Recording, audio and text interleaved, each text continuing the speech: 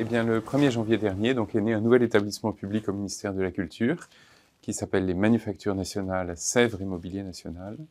Cette naissance est le fruit d'une politique lancée notamment au sein du ministère de la Culture qu'on appelle la stratégie de soutien aux métiers d'art, qui a été lancée il y a 3 ou 4 ans au ministère, qui s'est déclinée en plusieurs facettes, dont le rapprochement entre 2 établissements existants, le Mobilier National et Sèvres. Alors, le Mobilier National lui-même est le fruit de rapprochements au cours de l'histoire entre l'institution du Mobilier National, donc qui s'occupe historiquement du mobilier de la couronne, et les anciennes manufactures royales de textiles, donc la tapisserie des Gobelins, la tapisserie de Beauvais, le tapis de la Savonnerie. Donc voilà pour le Mobilier National. Et côté Sèvres, il y a 3 entités.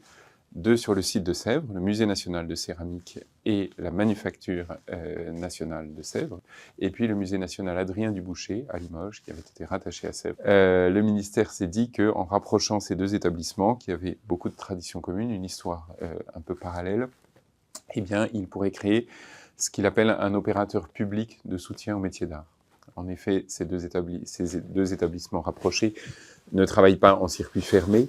Ils ont l'habitude d'acquérir, ils ont l'habitude de faire restaurer, ils ont l'habitude d'être en relation, j'allais dire, quasi permanente avec les créateurs. Sèvres est une référence pour les porcelainiers, une concurrence mais aussi une référence.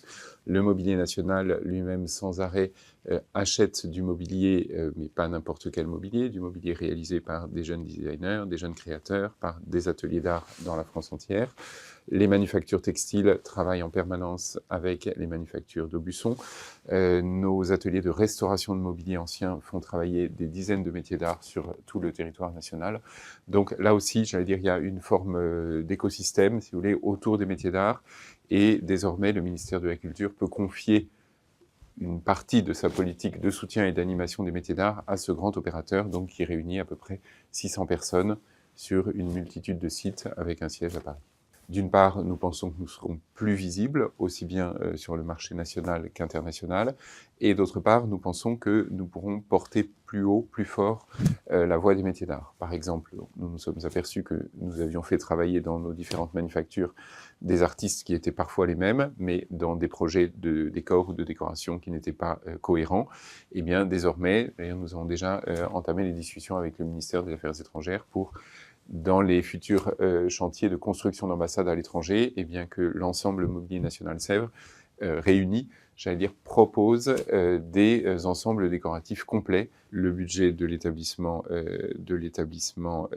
réuni, rapproché, n'est pas seulement l'addition des budgets des établissements antérieurs, mais le ministère a proposé donc d'ajouter 5 millions d'euros de fonctionnement annuel, donc en socle sur le budget d'ensemble. Rapprochement ne veut pas dire uniformisation. Nous essayons donc vraiment de préserver la créativité de chacune des entités de l'établissement. C'était notre reportage au Mobilier National. Tout de suite, on passe à l'interview du week-end.